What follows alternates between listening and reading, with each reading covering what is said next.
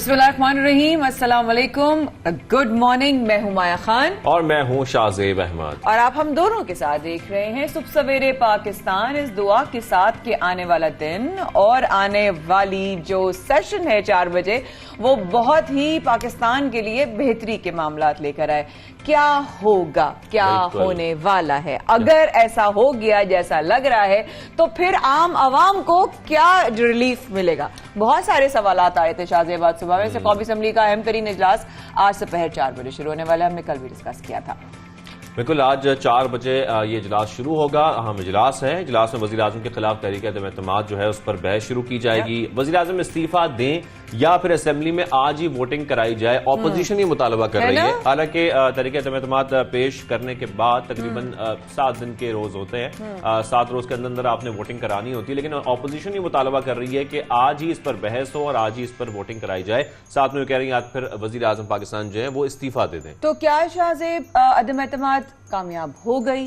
क्या वजीर आजम जो है वो इस्तीफा देंगे?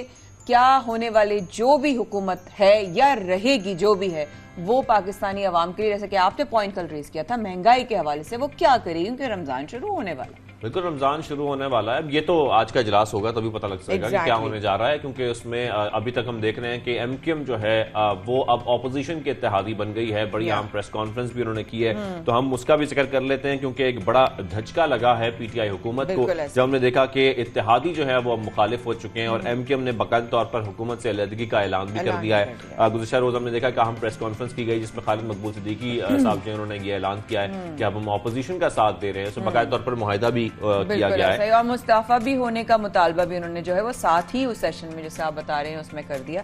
और बड़ा अजीब फील हो रहा था कि सब लोग एक साथ नजर आ रहे थे। अगर आपने देखा होगा वो सेशन में तो वही हो रहा था कि एक के बाद एक बिलावल भुट्टो ज़रदारी ने कहा कि एमक्यूएम से इत्तेहाद तहरीक अदम-ए-एतमाद के लिए नहीं है, बल्कि हम साथ मिलकर काम करना चाहते हैं पाकिस्तान के लिए और मिलकर वजीर आजम शहबाज शरीफ होंगे। इस बात का भी कल जो है वो ऐलान, बिल्कुल इसका बाकायदा तौर पर ऐलान किया है। ज़रदारी साहब ने भी, बिलावल भुट्टो साहब ने भी, और एमक्यूएम की जानिब से हम देख रहे थे प्रेस कॉन्फ्रेंस में ये कहा गया है कि शहबाज शरीफ साहब जो हैं वो वजीर आजम होंगे हमारी तरफ से। जिस तरीके से हम ये भी देख रहे हैं कि इस वक्त मुल्क में आज खासतौर पर 4 बजे बड़ा इंपॉर्टेंट इजलास होने जा रहा है। एक खासतौर पर तहरीक अदम-ए-एतमाद पर आज हुकूमती अरकान की बड़ी बैठक भी होने जा रही है। वजीर आजम ने सियासी कमेटी का इजलास जो है वो भी तलब कर लिया है। 12 बजे वजीर आजम हाउस में होगा और इसमें बड़ी अहम बैठक लगेगी। साथ में तहरीक अदम-ए-एतमाद और सियासी सूरत-ए-हाल पर तबादला ख्याल होगा। कल भी हुई थी जो वज़ीर आज़म ने कॉल की थी और उसके बाद जो है ऑब्वियसली क्या डिस्कशंस हो रहे हैं। जाहिर है हम तजस्सुस का जो है हम देख रहे हैं हमारा फ्यूचर क्या है, what lies for us in the future.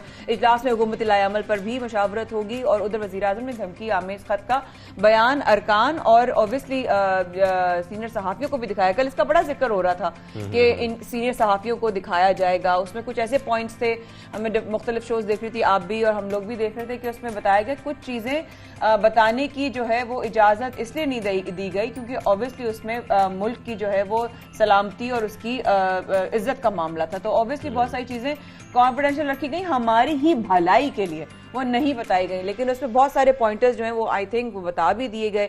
काबीना इजलास में कहा गया आखिरी बॉल तक लड़ेंगे और इनको ग्राउंड से बाहर निकालेंगे, ये तो कहता। लेकिन ऑपरेशन गैर मुल्की अनासिर की आलाकार बन गई। दूसरी जानिब वज़ीर आज़म इमरान खान कौम से खिताब मुअख्खर कर दिया और वो भी डिले होने का ऑब्वियसली बहुत सारे लोग। What do you think Shahzeb के वो क्या होने वाला है आज? अब सियासी सूरत हाल में अब सबसे पहले तो हम इजलास देख रहे हैं। इजलास के बाद कुछ पता लग सकेगा, क्योंकि अभी आज जो तहरीक अदम-ए-एतमाद पे बहस होगी, बहस के बाद वोटिंग होगी, उसके बाद कुछ चीजें वाज़ेह होंगी। लेकिन हम एक जानिब ये भी देख रहे हैं कि हुकूमती वज़रा बड़े कॉन्फिडेंट नजर आ रहे हैं। कल जिसने प्रेस कॉन्फ्रेंस की वो तो कह रहे हैं कि हम बड़े कॉन्फिडेंट हैं और वक्त में देखें कि क्या होने जा रहा है। लेकिन अगर हम बज़ाहिर देखें जो हमें वोटिंग नजर आ रही है उसमें जिस तरीके से हम देख रहे हैं कि ऑपोजिशन के साथ जो मुत्तहिदा ऑपोजिशन है उनके पास इस वक्त वोट्स पूरे हो चुके हैं, बल्कि तकरीबन 177 तक जा चुके हैं, क्योंकि एमक्यूएम भी अब शामिल हो चुकी है मुत्तहिदा ऑपोजिशन में, तो उनकी वोटिंग तो पूरी हो चुकी है। अब बहस होने के बाद जब वोटिंग होगी कौमी असम्बली में तो क्या होता है, क्या ऑपोजिशन के वोट जितने इस वक्त दिखाई दे रहे हैं उतने ही उनको मिलते हैं या इससे कम होते हैं या हुकूमत के वोट्स बढ़ जाते हैं, ये तो अब जब इजलास होगा तो पता लग सकेगा। वोटिंग साहब ने कहा कि 3 तारीख को होगी, तो आज यानी कि सेशन ऑफ डिबेट वो शुरू हो जाएगा। लेकिन अगर हम एमक्यूएम की बात करें तो मेरा ख्याल है कि हम एक रहनुमा से भी बात कर लेते हैं साथ साथ, क्योंकि 3 साल बाद उनको ख्याल आया, क्यों ऐसा हुआ, अचानक इत्तेहाद तोड़ना, बहुत सारे सवालात हैं। तो सियासी मामलात पर मजीद गुफ्तगू करने के लिए हमें ज्वाइन किया है सरबराह पाक सर जमीन मुस्तफ़ा कमाल साहब ने। मुस्तफ़ा कमाल साहब आपको खुशामदीद कहते हैं शाहजेब और मैं सुबह सवेरे पाकिस्तान में। Thank you for joining us. लेकिन पहला सवाल, अचानक इत्तेहाद तोड़ना एमक्यूएम को 3 साल बाद ही क्यों ख्याल आया आपकी नजर में? इसलिए कि ये बाजारी पार्टी है एमक्यूएम, जिसका नाम है, जो इसकी बोली लगाएगा ये उसके साथ जाएंगे। ये 3.5 सालों तक इमरान खान की हुकूमत के मज़े लेते रहे, जिनको इमरान खान साहब नफीस लोग कहते थे। वो हमें तो कोई सरप्राइज़ नहीं है, हमें पता था कि इमरान खान की हुकूमत ख़त्म हो जाएगी, ये वजारतें नहीं छोड़ेंगे। क्यों नहीं छोड़ेंगे ये? क्योंकि इनके ऊपर केसेस हैं, ये करप्ट लोग हैं, इन्होंने पैसे हराम कमाए हुए हैं, इनके ऊपर GITs बनी हुई हैं। एक दिन ये अपनी वजारतों से, अपनी हुकूमत से बाहर नहीं रह सकते। और इस किरदार के साथ ये जो मुहाजिर नाम की सियासत करते हैं कि मुहाजिरों के हुकूक, ये किससे हुकूक ले सकते हैं? किसी से नहीं ले सकते। और ये फिर उन्होंने एक अंग्रेज़ी लिख ली है, 3-4 पेजेस पे उल्टे सीधी बातें लिख ली, जिसका कोई सर पैर नहीं है, कुछ नहीं होने वाला। तबाही बर्बादी जो है वो अब ये दोनों मिलकर जो है वो लूटेंगे इस सिंध को बकौल आमिर इनके ख्याल के। लेकिन ऐसा होने नहीं देंगे हम। आज पहले सब 40 सालों से PSP जैसी कोई पार्टी नहीं थी, आज हम मौजूद हैं और इंशाल्लाह ताला इनका खात्मा है। लेकिन मुस्तफ़ा कमाल साहब, यहाँ पर ये जरूर बताइएगा, हम तो हमेशा ये देखते आए हैं कि पीपल्स पार्टी की जानब से एमक्यूएम पर तनकीद होती रही है माजी में, और एमक्यूएम की जानब से पीपल्स पार्टी पर तनकीद होती रही है, सख्त तनकीद होती रही है। तो अब मुझे बताइएगा, अब इस पार्टी के साथ एमक्यूएम का मिल जाना ये कैसा रहेगा, मुस्तकबिल में कैसा रहेगा खासतौर पर? ये बिल्कुल एक आंखों में धूल झोंकने के मुतरादिफ है। ये कल तक आवाज़ लगाते थे कि सिंध में होगा कैसे गुजारा, आधा हमारा आधा तुम्हारा, और हम मुहाजिर सूबा बनाएंगे। और अभी कुछ दिनों पहले इन्होंने जो धरना दिया, और धरना क्या दिया, लेकर गए कुछ लोगों को और ख़वातीन बच्चों को पिटवाया उन्होंने। एक असलम भाई शहीद हो गए, उसकी लाश लेकर घूमते थे। खालिद मकबूल जो है वो वीडियो मौजूद है कि पीपल्स पार्टी के झंडे उनको बर्दाश्त नहीं थे। अब लगता है कि पीपल्स पार्टी के झंडे खालिद मकबूल साहब खुद ही उसकी हिफाजत करेंगे, और अब साथ जीने मरने की कसम। अच्छा, ये सारा काम हमने पहले भी देखा है, 2008 में भी देखा है, 2013 में भी देखा है। यही एमक्यूएम है जिसका मेयर इख्तियारात के जाने का रोना रोता रहा है 5 सालों तक। वो इख्तियारात गए कब? 2013 में, जब इनका गवर्नर था, अपने हाथों से लिख कर दिए, और ये उस वक्त भी वजारतों में बैठे हुए थे। तो पाकिस्तान सिंध में ख़ासतौर पर कराची, हैदराबाद और अर्बन सेंटर में जिन लोगों को ये गुमान था या होगा कि ये एमक्यूएम मुहाजिरों की फलाह की जमात है, उनको आज ये फ़ैसला कर लेना चाहिए कि नहीं, ये मुहाजिरों को बेचने वाले लोग हैं। और अगर कोई मुहाजिर और तमाम कौमों की फलाह का कोई काम कर रहा है तो वो पाक ज़मीन पार्टी, और इंशाअल्लाह ताला हम इस शहर को, सूबे को और मुल्क को हुकूक दिलाएंगे। मुस्तफा साहब, नून लीग के साथ भी कौन से रवाबित जो हैं वो अच्छे रहे, वो भी तो अच्छे नहीं रहे। Why don't you agree with that? Well, यकीनन देखें, मैंने जैसे कहा कि ये बाजारी लोग हैं, इनके रवाबित कौन करेगा? कौन रवाबित होते हैं? इज्जत से। इज्जत अगर कोई करेगा तो उससे रवाबित बनते। इनकी इज्जत ही नहीं है। सबको पता है कि आज जिस तरह से इन्होंने इमरान खान को छोड़ा है, ये कल को इस हुकूमत में जब टाइम आएगा तो उसको भी इसी तरह से ये आखिरी वक्त तक मज़े करके उसके बाद उसको भी छोड़ेंगे। लेकिन ऐसी बारी आएगी नहीं इंशाअल्लाह ताला। तो ये रवाबित तो और ताल्लुकात तो किरदार वाले लोगों के होते हैं ना, तो बद किरदार लोग। अच्छा, मुस्तफा कमाल साहब, आपने एमक्यूएम की जमात को बहुत करीब से देखा, आप बहुत करीब से जानते हैं, समझते हैं। आप यकीनी तौर पर यह भी जानते होंगे कि एमक्यूएम जो है वो नाराज होती है और फिर रातों रात मान भी जाती है। तो आपको इस बार क्या लगता है, क्या कोई ऐसे चांसेस हैं कि एमक्यूएम फिर रातों रात या किसी भी वक्त हुकूमत के पास वापस चली जाए या वापस उनके साथ इत्तेहाद कर ले? दोबारा हुकूमत के साथ मिल सकती है? नहीं, ये मैंने जैसे आपको बताया, ये कुछ भी कर सकते हैं। जो इनको ज्यादा कीमत लगाएगा, जो इनकी ज्यादा कीमत लगाएगा, जो इनको अच्छे पैसे देगा, ये उसके साथ जाए। अच्छा मुस्तफा साहब, एमक्यूएम अगर मैं बड़े अगर के साथ अगर एमक्यूएम की जगह पाक सर जमीन पार्टी होती तो क्या आप हुकूमत का साथ देते या आप भी अलग हो जाते? देखिए, अगर मैं इनकी जगह मैं होता और आज तक अगर हुकूमत का हिस्सा होता तो मैं क्या करता कि मैं प्रेस कॉन्फ्रेंस बुलाता, और इमरान खान ने जितनी भी ज़्यादतियाँ की हुई होती हैं, जितनी भी ज़्यादतियाँ की हुई थी और जितनी भी बातें नहीं मानी थी हमारी, उसके ऊपर उसका बरमला मैं इजहार करता। मैं कहता था ये बुरा किया, ये बुरा किया, ये बुरा किया। लेकिन जब ये तहरीक अदम एतमाद पेश हो गई थी और मैं उस वक्त तक हुकूमत का हिस्सा होता तो मैं कहता कि इमरान खान साहब के साथ अगर आज तक मैं हूँ और अब तक इससे पहले नहीं छोड़ा था उन्हें, तो अब जब उनका बुरा टाइम आ गया है तो अब मुझे पता भी है कि ये हार जाएंगे, ये डूब जाएंगे।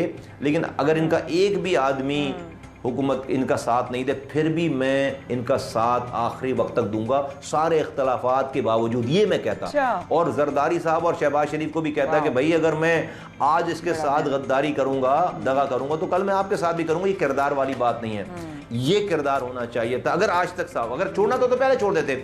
अगर जैसे आपने मुझसे सवाल किया कि मैं इनके साथ होता, तो मैं आज इनकी इमरान खान की सारी बुराइयां बताने के बावजूद मैं कहता कि नहीं, इसका बुरा टाइम है, मैंने इसके साथ डूबना है। तो मुसलमान साहब, फिर आप पीपल्स पार्टी, नून लीग और एमक्यूएम के जो मिलाप है, इसको कैसा देखते हैं? चल जाएगा या फिर वही होगा? नहीं, ये तो ये तो सिर्फ इमरान खान के गिराने तक की कहानी है। आप देखें फिर कैसे आपस में जो है वो इनकी हड्डियां जो है बीच चौराहे पे फूटती है। मुस्तफा साहब, एक बड़ा इंपॉर्टेंट सवाल एक और मेरे जहन में आ गया। एडमिनिस्ट्रेटर कराची को हटाने की जो है वो खबरें जो है वो आ रही हैं, सर्कुलेट कर रही हैं। क्या इस कदम से महाजरों के लिए ऑब्वियसली नौकरियां, हुकूक या तरक्की उन लोगों को मिल पाएगी? और साथ साथ एक और चीज़ कि क्या कराची वालों को भी इतना ही हक मिलेगा जितना बाकी सूबों के जो है वो आवाम को मिलता है?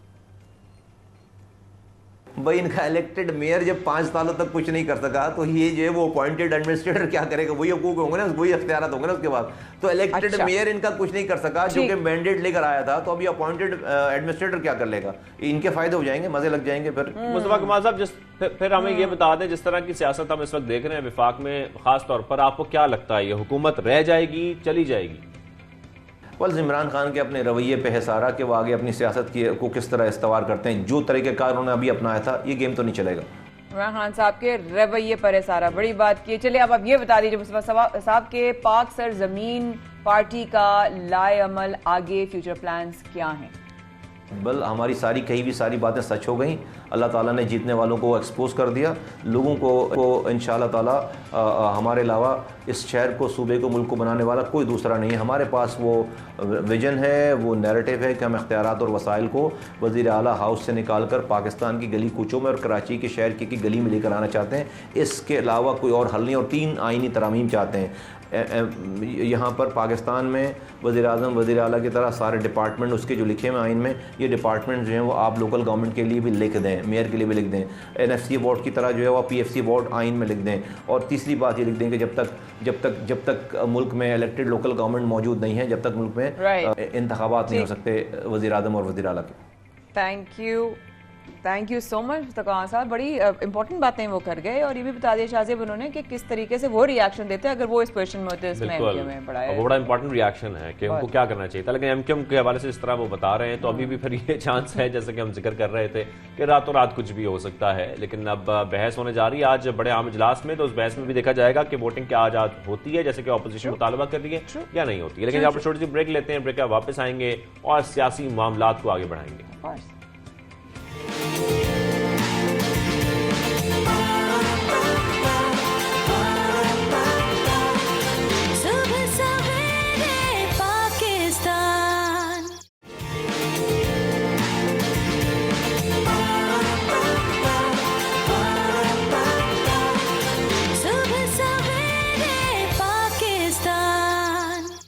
तो सवेरे पाकिस्तान में एक बार फिर हमारे साथ अपना साथ बनाए रखने का बहुत शुक्रिया। आज ऑब्वियसली शाम सपहर जो है वो 4 बजे इजलास शुरू होगा, लेकिन उससे पहले ये तमाम बातें जो हो रही हैं, ये ऑब्वियसली इस वक्त पूरे माहौल का जो है वो जूस कहेंगे यही है कि अपडेट करेंगे। साथियों, इजलास में हुकूमत लाएअमल पर भी मुशावरत होगी, जो कि हो गया। इधर वज़ीर आज़म ने धमकी आमिज़ ख़त का अरकान और सीनियर साथियों को दिखाया, जैसे कि हमने प्रोग्राम के शुरू में बताया। लेकिन काबीना इजलास से में कहा कि आखिरी बॉल तक लड़ेंगे, इनको ग्राउंड से बाहर निकालेंगे। ऑपरेशन गैर मुल्की नासिर की आलाकार बन गई है और बहुत सी सियासी सवालात जो इस वक्त पार्टी रिलेटेड हैं। ऑब्वियसली अगर हम PTI की भी बात करते हैं तो हमें ज्वाइन किया रहनुमा तहरीक इंसाफ रुकन कौमी असम्बली कंवल शोजब साहिबा ने। कंवल साहिबा, बहुत शुक्रिया, आपने प्रोग्राम में हमें ज्वाइन किया। And good morning from us. आज का बहुत अहम दिन है। ऑब्वियसली आप लोगों की जो है बहुत सारी दुआएं भी होंगी, ऑब्वियसली आप लोगों के प्लान्स भी होंगे। लेकिन सबसे पहले जानना चाहेंगे कि MQM ने राहें जुदा कर ली, ये हुकूमत के लिए कितना बड़ा धचका है? कंवल साहिबा जी, बिस्मिल्लाहिर्रहमानिर्रहीम और सबको सुबह बखैर। आपने बड़ी जल्दी इतनी बड़ी सिचुएशन को दरिया को कूजे में बंद कर दिया। देखिए, ये बड़े डिफाइनिंग मोमेंट्स हैं। ना सिर्फ ये कि पाकिस्तान के लिए हम मैं ये कहती हूँ कि क्रॉस रोड्स पे खड़े हुए हैं, दोराहे पे खड़े हुए हैं। साथ साथ पाकिस्तान की सियासत की क्या आगे डायरेक्शन होने जा रही है, ये आप मेरी बात याद रखिएगा, ये उसकी भी बहुत जिसको कहते हैं ना डायरेक्शन सेट होती जा रही है। पाकिस्तान में बहुत अरसे तक आप अगर कहें 80s के बाद से ये जो छांगा मांगा की सियासत हम देखते रहे, हम उस वक्त छोटे थे, हम सुना करते थे कि जी ऐसे हुआ, पैसों पे लोगों को खरीदा गया, फिर उनको उठा के बंद करके रखा गया। एक हुआ था बेनजीर साहिबा ने भी ले जाके और गेस्ट हाउस में बंद कर दिए थे। तो मुझे उस वक्त ना प्रैक्टिकली समझ नहीं आता था कि बंद करने की, इंसानों को बंद करने की क्या जरूरत होती है, या इंसान कैसे बिक सकते हैं। तो मतलब बकरा ईद पे हम देखते हैं बकरा मंडी लगती है, या आप गधे घोड़े खरीद सकते हैं, जानवर खरीद सकते हैं, इंसान कैसे खरीदे जा सकते हैं। तो अब मैं क्योंकि पहली दफा मेंबर बनी हूँ, मैंने अपने आसपास से जिस तरह उठते हुए देखे हैं लोग, तो मुझे बड़ी शर्म आई और बड़ा 2-4 मोमेंट्स ऐसे आए कि मुझे बहुत ऑड फील हुआ, खसूसन जब कुछ 2-1 खवातीन हमारी कोलीग्स गई। बहुत मतलब फिर उसके बाद आप अंदाजा नहीं कर सकते कि लोग हमें टैग कर करके पूछेंगे इनकी तो आपके साथ तस्वीरें होती थी, ये तो आपकी फ्रेंड थी, तो आप लोग मतलब वो हमें भी उसी कैटेगरी में डालने की कोशिश। तो मैं समझ रही हूँ ये बहुत बड़ी लाइन ड्रॉ हो रही है इस वक्त पाकिस्तान की सियासत में भी, पाकिस्तानी मुआशरे में भी। हम अपनी डायरेक्शन डिसाइड करेंगे, क्या ऐसे ही चलेगा, क्या इस सोशल मीडिया के दौर में लोग इस चीज को आइंदा भी बर्दाश्त करेंगे कि मेंबर नेशनल असेंबली होना, यानी मैं मुझे अब इस वक्त ना मैं आई एम फीलिंग बैड, मुझे बात करते हुए ना मतलब जैसे एक रोना आ रहा है कि आप 342 का अरकान और एक मेंबर बीच में बनना, और पूरे 22 करोड़ जो अभी सेंसस नहीं हुई तो 22 हम कहते हैं, वरना इससे ज्यादा ही होंगे यकीनन, उसको रिप्रेजेंट करना कितनी बड़ी रिस्पॉन्सिबिलिटी है। लेकिन इस तरह के मामलात में आके आप अपने ज़मीर बेच दें, या आप वो लाइन जो आपके लिए कॉन्स्टिट्यूशन ड्रॉ करता है उसको छोड़ के दूसरी तरफ चले जाएं। और ऐसे मामले पे जब वजीर आज़म इमरान खान साहब बता रहे हैं कि इसमें ये कोई नॉर्मल ऑर्गेनिक नो कॉन्फिडेंस नहीं आ रहा, इसमें कोई इन्वॉल्वमेंट ऐसी आ रही है कि ये लाया गया है सिर्फ टारगेट करके कि पाकिस्तान की एक आज़ाद खारजा पॉलिसी से ताकतवर कुछ ममालिक को तकलीफ है और उधर से ये सारा जनरेट हो रहा है, धमकियां दी जा रही हैं, वज़ीर आज़म की जात को धमकी है। ऐसे मामले पे पाकिस्तान की सलामती के साथ खड़े होना जरूरी है या जाती मफादात के साथ खड़े होना है? और जाती मफाद भी प्रिंसिपली अगर आप कॉन्स्टिट्यूशन देखें, मैं क्योंकि डेमोक्रेसी की स्टूडेंट हूँ, मैंने पूरी दुनिया की डेमोक्रेसी पढ़ी है, मेरा इस बात पे है, तो बड़ी एक दुख की कैफियत है इस वक्त और बड़ी परेशानी वाला मामला मैं समझती हूँ। लेकिन कंवल साहबा लेकिन यहाँ पर ये बताएगा क्या वाकई हुकूमत जो है वो अदती अक्सरियत खो चुकी है या काफी की हिमायत बरकरार है? अददी अक्सरियत दो चीजें हैं, मैं सिर्फ यहाँ क्लियर करती हूँ। जब वोट ऑफ नो कॉन्फिडेंस आ जाता है तो अब आपने देखा हमें 2-3 दिन से राना सनाउल्लाह और इस तरह की स्टोरियां आ रही हैं, जी वजीर आजम जो है वो इस्तीफा देते हैं, यूं कर दें वो कर दें। हमने जी इजलास बुला लिया सिंध हाउस में, हमने बहुत बड़ी जो है वो नुमाइश कर दी, बकरा मंडी या जो मेला मवेशी है वो आजकल सिंध हाउस में लगाया जा रहा है। लेकिन मैं यहाँ पे एक चीज आपको क्लियरली बता दूं, देखिए इसमें सारी डिसीजन होनी है, वोट ऑफ नो कॉन्फिडेंस जिस दिन होना है उस दिन नेशनल असेंबली में होनी, जिसके अंदर इतनी करेज होगी जो नेशनल असेंबली में जाके उस सारे प्रोसीजर को पूरा वैलिडेट करके वहां जाके जिस वक्त मेंबर वोट डालेगा, वहां से आप समझे कि चीजें चेंज होती हैं। वो असल डे है, डी डे या जिसको कहते हैं ना जजमेंट डे, बिग डे, वो उस दिन है जिस दिन वोट ऑफ नो कॉन्फिडेंस होना है। फिर मैं देखूंगी कि ये जो मेला मवेशी इन्होंने सजाया हुआ है सिंध हाउस में, यहाँ से कितने लोगों में इतनी हिम्मत होगी कि वो अपनी ये डिफेक्शन क्लॉज और सारा कुछ पुलसरात क्रॉस करके जाके वोट डाले। एक चीज, दूसरा एक और क्लियर कर दूं कि जब वोट ऑफ नो कॉन्फिडेंस खत्म हो जाए तो 6 महीने तक और आप ना वोट ऑफ नो कॉन्फिडेंस की जरूरत होती है ना वजीर आजम को जाके वोट ऑफ कॉन्फिडेंस लेने की जरूरत होती है। तो ये जो प्रेशर टैक्टिक्स खेले जा रहे हैं ये सारे इसीलिए खेले जा रहे हैं। और तीसरी बात है कंवल साहब जिस तरीके से देख रहे हैं कि बुजरा बड़े नजर आ रहे हैं, कंवल साहिबा कल फैसल जावेद साहब भी कह रहे थे कि वजीर आजम अब ज्यादा मजबूत नजर आएंगे, वो मजबूत कैसे नजर आएंगे? मेरी इंपॉर्टेंट बात सिर्फ इतनी सुन लें, मैं जो आपको कह रही हूँ कि लाइन ड्रॉ होने जा रही है। हम चाहते हैं कि ये कॉन्फिडेंस का वोट वजीर आजम नो कॉन्फिडेंस वोट वाले दिन तक हम देखें देखें कि किसमें कितनी जुर्रत है कि वो जाएंगे और कितने लोग और हैं जो अपने जमीरों को बेच के या अपने जाती मफादात पे वहां जाने की कोशिश करते हैं। अच्छा, तो इसलिए वजीर आजम आखिरी गेंद तक खेलेंगे और हम उनके साथ डट के खड़े हैं। हम देखेंगे उस दिन कि कौन कौन लोग हैं जो जाना चाहते हैं और क्या रीजन है उनके पास, ये भी, और पाकिस्तान भी देखेगा इंशाल्लाह। वो तो देखेगा और वोटिंग में भी देखा जाएगा कि क्या होता है। लेकिन मैं आपसे ये सवाल कर रहा था कि जैसे कि फैसल जावेद साहब ये कह रहे हैं कि वजीर आजम अब ज्यादा मजबूत नजर आएंगे, तो बजाहिर तो हमें वोट्स ऑपोजिशन के ज्यादा नजर आ रहे हैं, तो वजीर आजम मजबूत कैसे नजर आएंगे, मैं ये जानना चाह रहा हूं आपसे। है कवाकब कुछ, नजर आते हैं कुछ।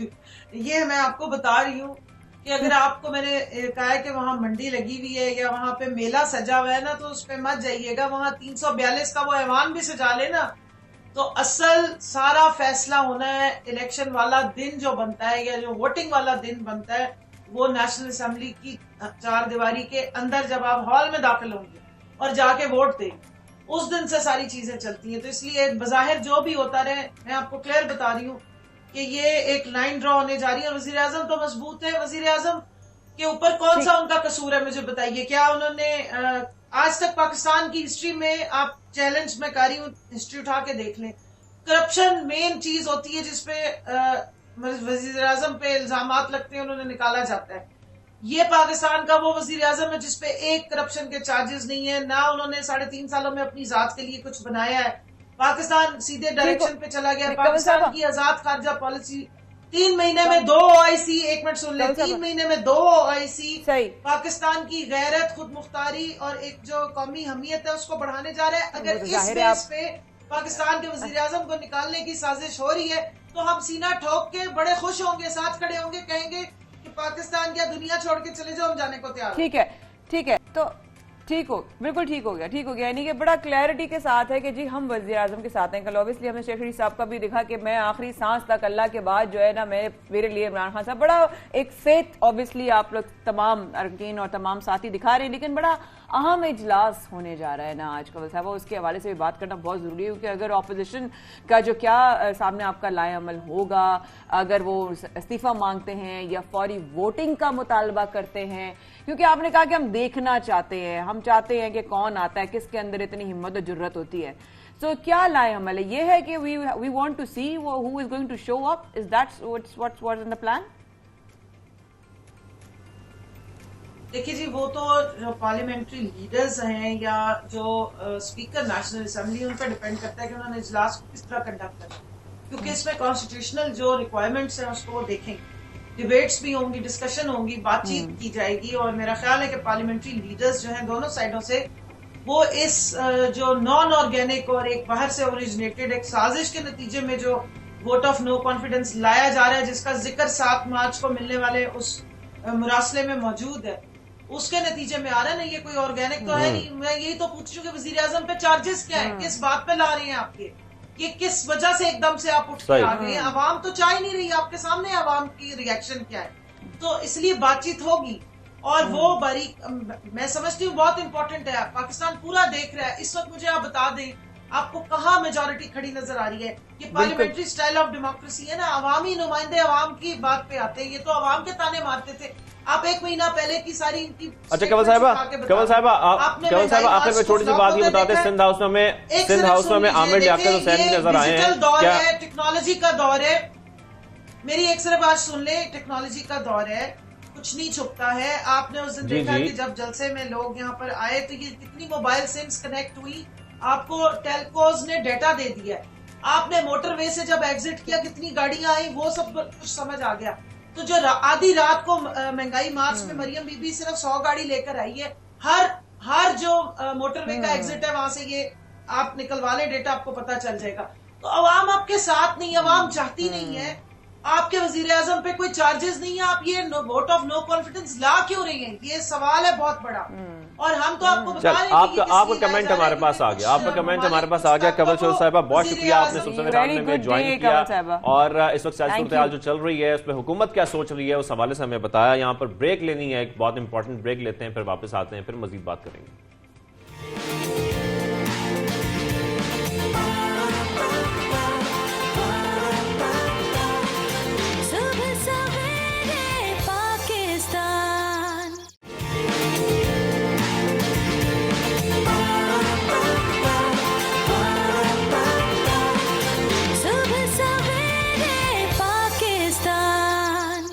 सबसे पहले पाकिस्तान में शाज़ेब वर्मा के साथ रहने का बेहद शुक्रिया। ऑब्वियसली आज का जो कौमी असम्बली का इजलास है वो एक बहुत ही अहम मामलात और हालात जो है पाकिस्तान और पाकिस्तान के सिचुएशन के लिए लेकर आएगा। लेकिन इन तमाम सिचुएशंस में शाज़ेब एक चीज़ जो है वो आपने शायद ऑब्जर्व की हो, मैं भी सोच रही थी, हम लोग जब बात करते हैं तो हम लोग तो हमारा तो काम है ना, हम इसलिए बात करते हैं, लेकिन आम आवाम के अंदर किस पोलिटिकल पार्टी को लेके जो है वो उनके वोट्स बढ़े हैं, मतलब एक आम इंसान की कि यार मकबूलियत बढ़ी है, मकबूलियत कम हुई है, इस तरह की सिनेरियो का जो सर्वे होता है ना वो बड़े जबरदस्त नताइज लेकर आता है। आप ये कह रही हैं कि अवामी हलकों में ये बहस छिड़ चुकी है कि कौन सी पार्टी कितनी मकबूलियत रखती है या किसकी कितनी मकबूलियत कम हुई है या ज्यादा हुई है। तो यही जानने के लिए हम हमेशा आपको दिखाते हैं मुख्तलिफ सर्वेज, और गैलप पाकिस्तान सर्वे ने भी बड़ा अच्छा सर्वे किया है।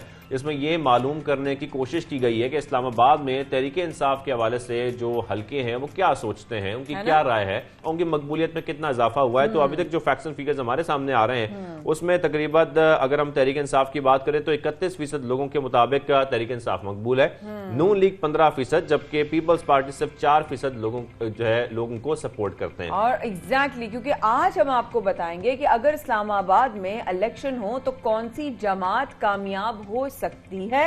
गैलप पाकिस्तान ने एक सर्वे कराया और गैलप पाकिस्तान पे जब हम बिलाल भाई को बुलाते हैं हमेशा तो इतने इंटरेस्टिंग वो सर्वेज लेकर आते हैं और वो डिस्कशन इतनी ज्यादा हमें इन्वॉल्व रखती है कि हम कहते हैं अच्छा अगर ऐसा है तो नेक्स्ट सर्वे कौन सा होना चाहिए।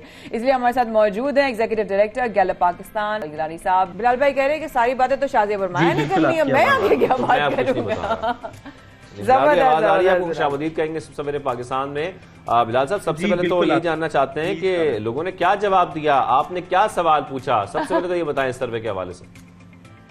जी बिल्कुल, तो हम क्योंकि मुल्क गिर सर्वे करते रहते हैं तो हमने सोचा कि इस दफ़ा एक सर्वे शहर का भी किया जाए।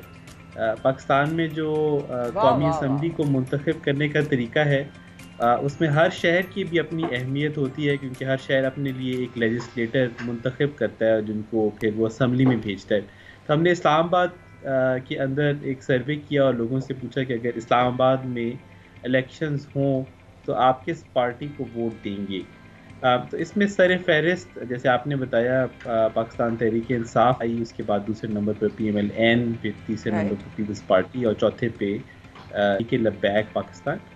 और इसमें एक इंटरेस्टिंग पहलू ये भी है कि मुख्तलिफ जो नुक्ता फ़िक्र के मुख्तलिफ डेमोग्राफिक्स के लोग हैं उनमें भी डिफरेंसेस हमने देखे। तो यंगस्टर्स में हमने देखा कि तहरीक इंसाफ जो है वो ज़्यादा पॉपुलर है, ख़वातीन में PMLN ज़्यादा पॉपुलर है, और जो रूरल इलाके हैं उनमें बनिस्बत अर्बन इलाकों के PMLN थोड़ी सी ज़्यादा पॉपुलर पाएगी। तो इसमें कुछ डेमोग्राफिकली भी इंटरेस्टिंग पहलू नज़र आए। लेकिन बिलाल साहब लग सका है कि क्या मकबूलियत में इजाफा हुआ है, कमी हुई है, अगर खासतौर पर हम हुकूमत पाकिस्तान PTI जमात की बात करें तो हमने ये सर्वे तो इससे पहले नहीं किया गया, मगर अगर आप पहली बार शहर के अंदर किया गया है, शहर के लिए पहली दफा किया गया। इससे पहले हमने कराची का सर्वे किया कुछ अर्से पहले, अब हम और भी शहरों का सर्वे करना चाहते हैं। मगर अगर आप 2018 के इलेक्शन से इन रिजल्ट्स का मुआवजा करें तो ये अंदाज़ा होता है कि तहरीक इंसाफ की जो मकबूलियत है तकरीबन वैसी ही है जैसी पहले थी। तो 3 सीटें हैं इस्लामाबाद शहर की, इस्लामाबाद शहर और गाँवों की, और तीनों ही पाकिस्तान तहरीक इंसाफ के पास है।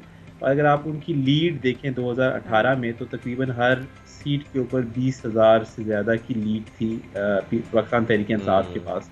तो ऐसा लगता है कि उनकी एटलीस्ट इस शहर की हद तक इन 3 सीटों की हद तक जो कारकर्दगी है वो लोगों को पसंद आई है, उसको जिस वजह से वो आगे आने वाले इलेक्शंस में भी वोट करते हैं। अच्छा। नेशनल सतह पे क्या पिक्चर है इसका और इस्लामाबाद में कंपैरिजन भी हो सकता है और बहुत डिफरेंस भी हो सकता है, क्योंकि ये इस्लामाबाद के लोगों की राय है।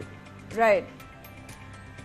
और भाई एक सवाल जहन में आ रहा था कि जब ये सर्वे किया गया तो कितने लोगों का, क्योंकि आपने कहा कि यूथ में जो है वो PTI का, उसके बाद जो है वो फीमेल्स में PMLN का, फिर आपने कहा रूरल में ज़्यादातर देखा जाए तो वो PMLN का, आपने कहा काफ़ी जो है वो, और मकबूलियत में कमी नहीं आई है बल्कि सेम है PTI के हवाले से। तो अगर मैं पूछूं आपसे कि मौजूदा सूरत हाल में अवाम क्या सोचती है या कितने लोग शामिल थे इस सर्वे में, क्योंकि ये इस्लामाबाद की हद तक जो है वो एक महदूद सर्वे था, तो कितने लोग इसमें शामिल थे, आप शेयर कर सकते हैं कुछ?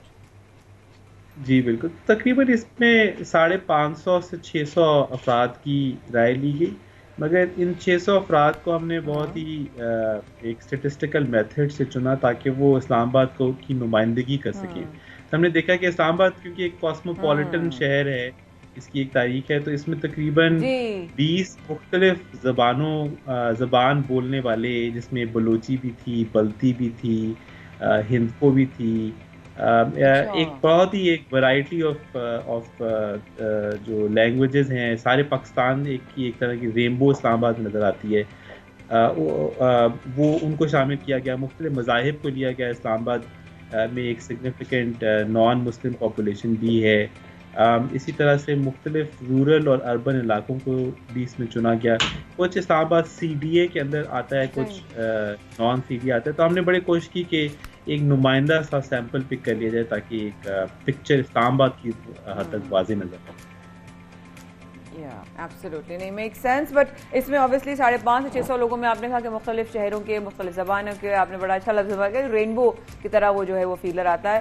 Thank you so much, we really look forward to further more service from you Bilal भाई, बिकॉज बहुत सारी हमें जो है ना इन्फॉर्मेशन, नॉलेज और हमारा एक्सपोजर बढ़ता है कि अवाम कैसा सोच रही है। खासतौर पर तहरीक-ए-एतमाद के बाद हम जरूर चाहेंगे कि आप एक सर्वे करें ताकि हम जान सकें कि सियासी माहौल किस किस्म का चल रहा है। बिलाल भी thank you very much for joining us. और अब हम आगे चलते हैं और प्रोग्राम में, जैसा कि हम अब देख रहे हैं कि रमजान बहुत करीब आता जा रहा है। माया, एक्साइटेड हैं आप? वेरी एक्साइटेड, और सब ये दुआ कर रही हूँ कि हम जो है मिलकर एक मुल्क में एक साथ रमजान स्टार्ट कर सके, रमजान में के बाद ईद मना सके, और आने वाला रमजान पाकिस्तान के लिए और उम्मत मुस्लिमा के लिए बहुत सारी बरकतें और रहमतें लेकर आए, क्योंकि साथ साथ हमें प्लानिंग्स भी करनी है। हमारा शो भी 9 से 11 होगा।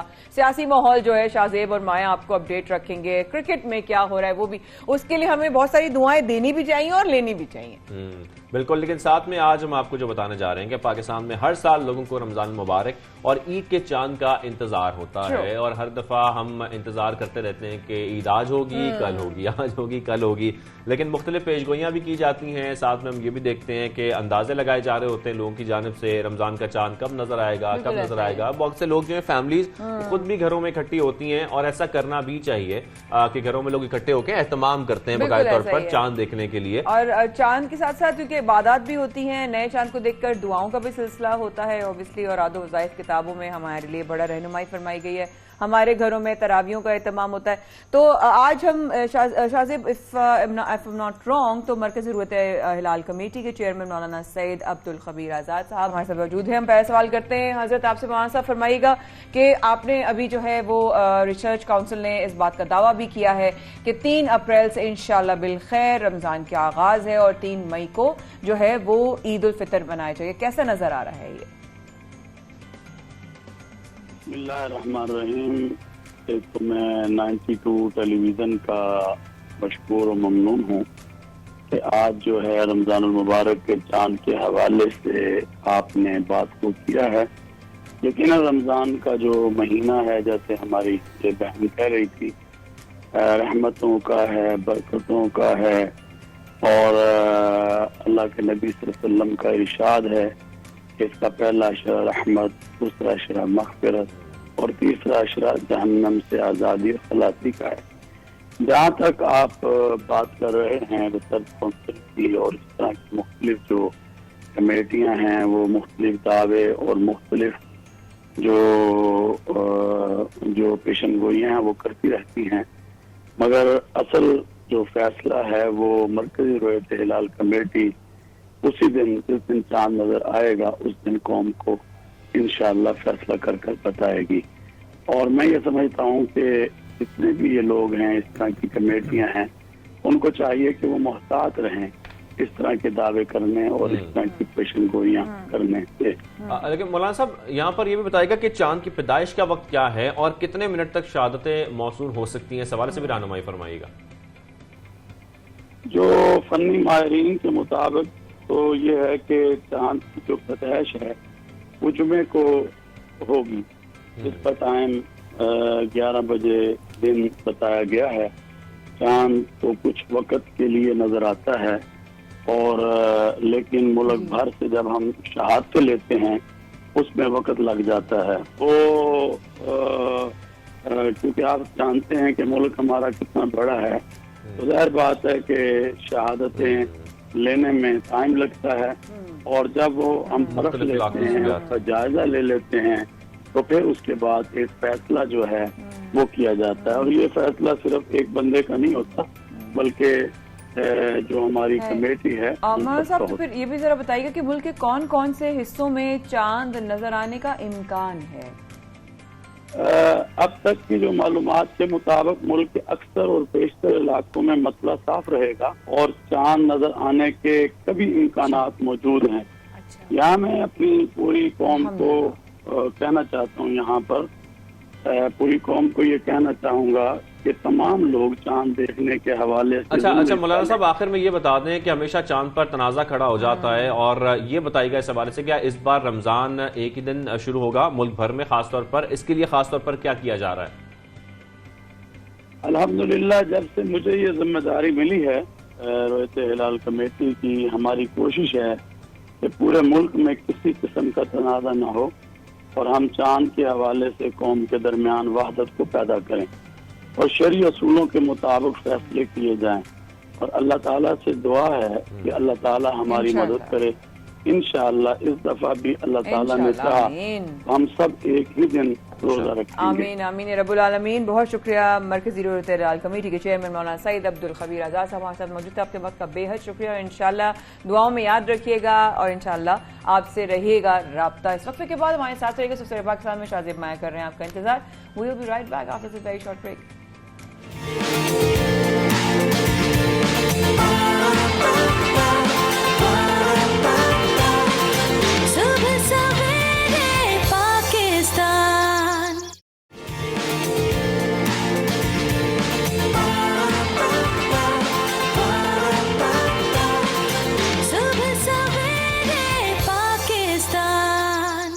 सबसे पाकिस्तान में शाजिब और माया के साथ रहने का बेहद शुक्रिया। और अब कुछ भी कहे बगैर में अभी हम कहाँ जा रहे हैं? मुझसे आप क्यों पूछेंगे कहाँ जा रहे हैं? आप जाएं क्योंकि बार बार देखिए आप लोग गवाह हैं, ये चले जाते हैं बार बार हमारे भाई साहब। नहीं, मैं अभी तक दुनिया गोल चक्कर पे कहीं नहीं गया, मैं इधर ही बैठ के आपको दुनिया गोल चक्कर लगवाता हूँ। और हमें दुनिया गोल चक्कर लगवा दिया अपनी गैर हाजिरी में। तो हम आपको फिर से चक्कर देते हैं, यानी कि दुनिया गोल चक्कर लगवाते हैं। वो चक्कर ऐसे है कि हम रुख करेंगे सबसे पहले गिनीज वर्ल्ड रिकॉर्ड जिनका बन गया है कम उम्र तरीन ओपरा गुलकारा की उनको सनद दे दी गई है। पैदाइशी तौर पर गुलकारा है वो, क्योंकि 7 साल की उम्र में उनको ओपरा सिंगर का जो है ना अवार्ड से नवाजा गया, सनद से नवाजा गया। तौर पर सिंगर हूँ। ओपरा सिंगर है? नहीं, सिर्फ बाथरूम सिंगर हूँ मैं। अच्छा, हाँ, लेकिन ये जो है विक्ट्री बैंकर की अगर बात करें तो ये इतने सी उम्र में और इतने से हलक में से इतनी बड़ी आवाज, ओपरा सिंगर्स की आवाज की रेंज बहुत मैसिव होती है।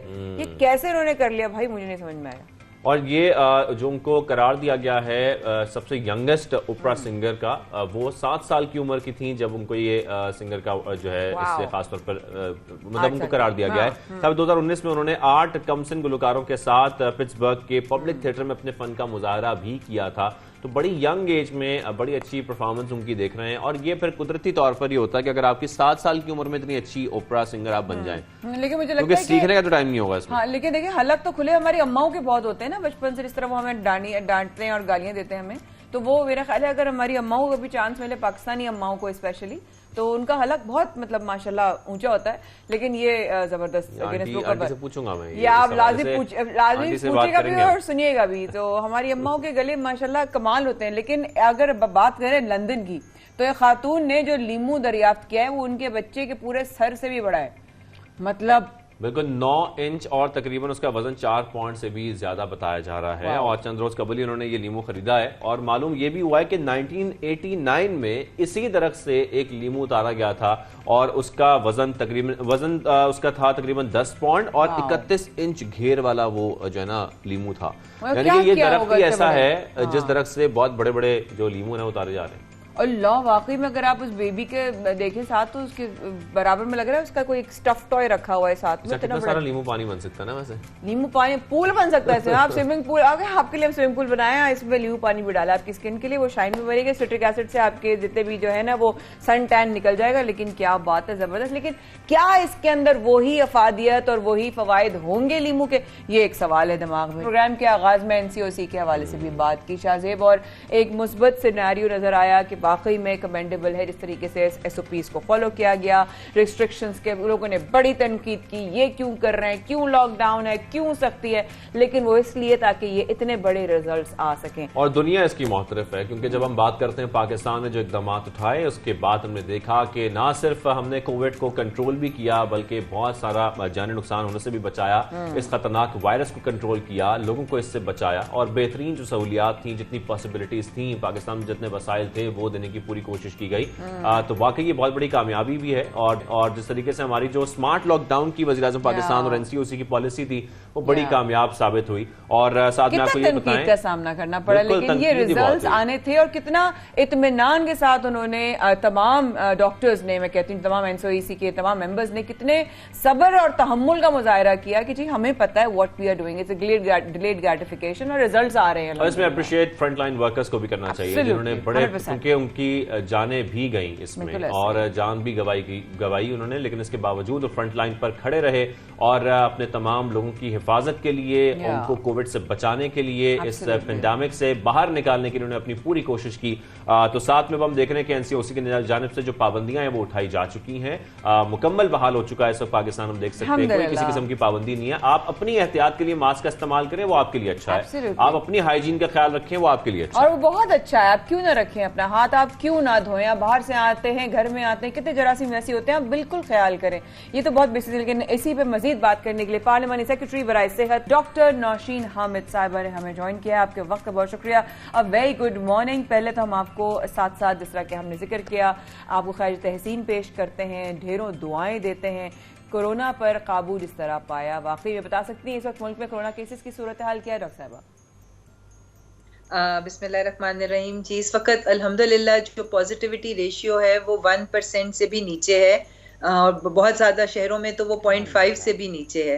तो ये इंशाल्लाह ताला मैं समझती हूँ कि अब हम जो एक खतरे वाला फेज था उसमें से गुजर गए हैं, मगर एहतियात की ज़रूरत अभी भी है, क्योंकि ज़ाहिर जब तक कोरोना का एक पेशेंट भी सिस्टम में मौजूद रहेगा हमें एहतियात की ज़रूरत रहेगी, मगर हालात इंशाल्लाह ताला बहुत बेहतर हैं। जी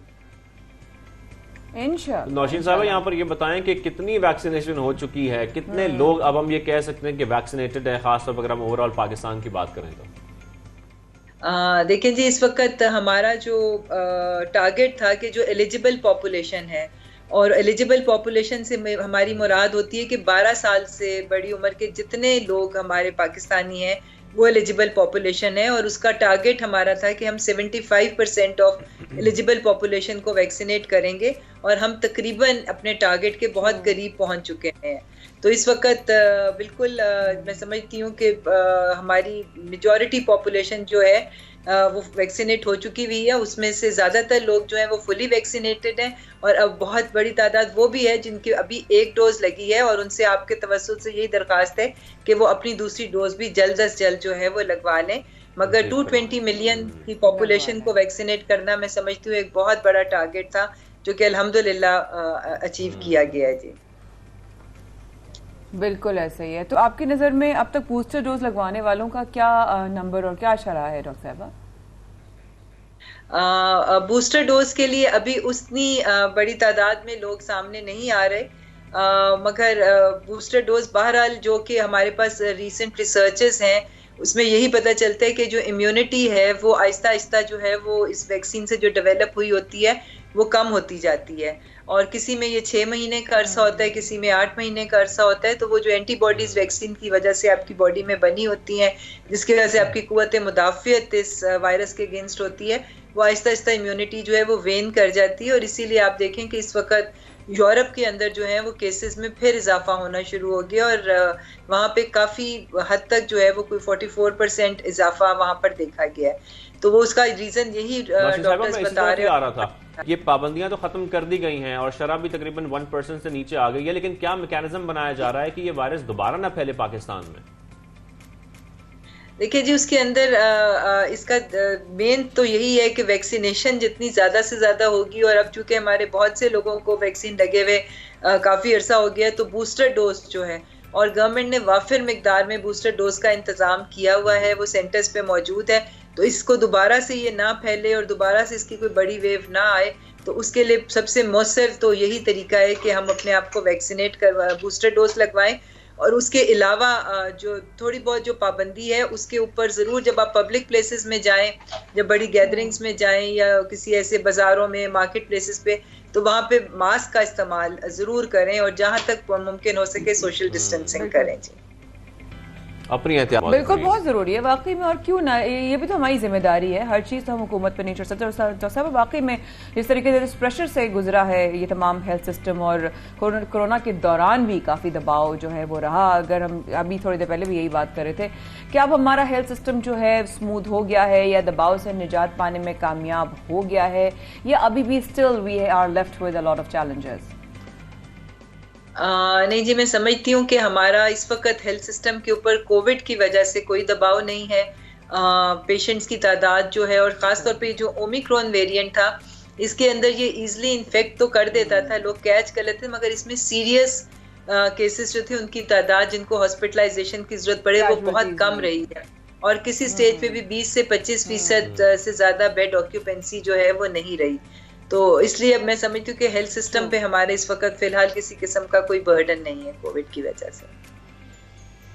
बिल्कुल बिल्कुल ठीक है। सो हमारी तरफ से ढेरों दुआएं आप सब लोगों के लिए डॉक्टर साहिबा, और खासकर आप हमेशा आती हैं और आकर हमारे लिए बहुत सारे हमारे सवालात को क्लैरिटी के साथ जो है जवाब भी देती हैं, साथ साथ रहनुमाई भी देती हैं। Thank you so much. हमारे साथ मौजूद पार्लियामानी सेक्रेटरी बराए सेहत डॉक्टर नशीन अहमद साहिबा हमारे साथ मौजूद थी। आपके वक्त का बहुत शुक्रिया। You have a very blessed day. और अब अगर आगे बढ़ें शाहजेब, तो मौसम जब बदलता है तो सबसे पहली चीज़ क्या नज़र आती है? बहुत सारी हमें जो वायरल इन्फेक्शन नजर आते हैं, बीमारियां नजर आती हैं। और अभी भी हम यही देख रहे हैं कि बहुत सारे बच्चों में खास तौर पर, इवन बड़ों में भी हम बहुत नोट कर रहे हैं आजकल, बच्चों में और बड़ों में। बिल्कुल, बच्चों में और बड़ों में, इसको वाइस वर्सा हम कर सकते हैं। तो इस वक्त जो है वो डायरिया की प्रॉब्लम बहुत ज्यादा नजर आ रही है, उसमें काफी पेरेंट्स भी परेशान है। इवन हमारे एक टीम मेंबर भी हैं जो इस वक्त बड़े परेशान है, सब परेशान है। सबके छोटे छोटे बेबी जो है ना बीमार हुए हुए, उनकी तबीयतें खराब हो रही है, उनको डायरिया भी हो रहा है और उनको वीकनेस भी हो रही है, क्योंकि बच्चों को जब होता है डायरिया तो ऑब्वियसली उनका इम्यून सिस्टम थोड़ा सा जो है ना वो होता तो मजबूत है, लेकिन कमजोरी हो जाती है। डायरिया जिसी को भी, बड़े कितने लोगों को जाता है, लोग गिर जाते हैं। तो हम बच्चों का क्या कसूर है, लेकिन इंशाल्लाह बहुत सारी दुआएं और हमारे सब बच्चों के लिए, जितने भी हमारे बच्चे, पाकिस्तान में जितने भी बच्चे हैं और बाहर भी कितने बच्चे हैं, सबको अल्लाह ताला सेहत दे।